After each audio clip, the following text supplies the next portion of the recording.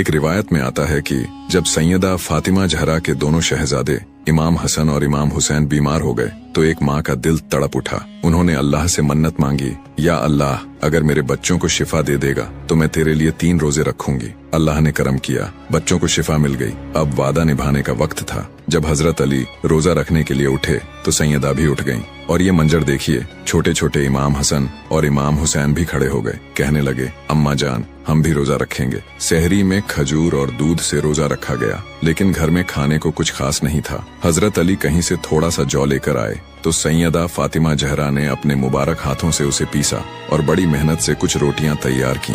पहला दिन, इफ्तार का वक्त करीब था।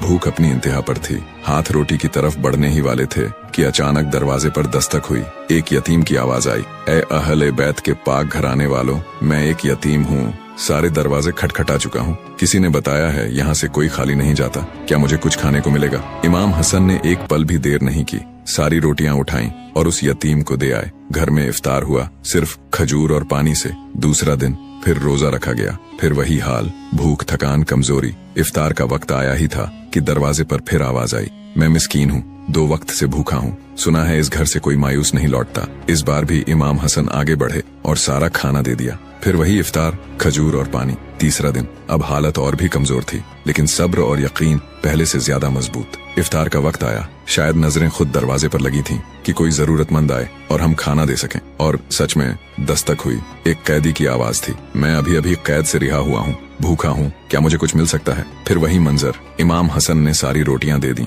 और तीसरे दिन भी इफ्तार हुआ, सिर्फ खजूर और पानी से। जब हजरत अली अपने बेटों को लेकर मस्जिद पहुंचे तो आप हजरत मोहम्मद रसूलुल्लाह ने देखते ही फरमाया, ए अली, तुम्हारा, फातिमा का, हसन और हुसैन का ये 3 दिन का अमल अल्लाह को भी बहुत पसंद आया।